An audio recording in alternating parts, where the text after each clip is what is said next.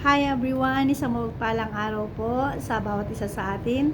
This is Kamyasim Style at babati lamang po ako ng isang maligaya at masaganang kapaskuhan sa bawat isa sa atin.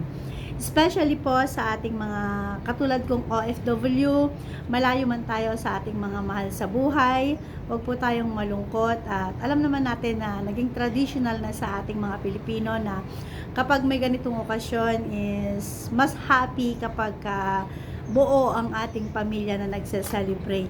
Pero ganun po talaga ang buhay. Narito tayo sa malayo. So, ipagdiwang pa rin po natin bilang pasasalamat, paggunita, at pagbabalik tanaw sa pagparito ng ating Panginoong Hesukristo upang ipakita, iparamdam, ituro sa atin ang tunay na kahulugan ng Kapaskuhan. Ito yung pag-ibig na sinasabi ng lahat na sana ay taglayin nating lahat.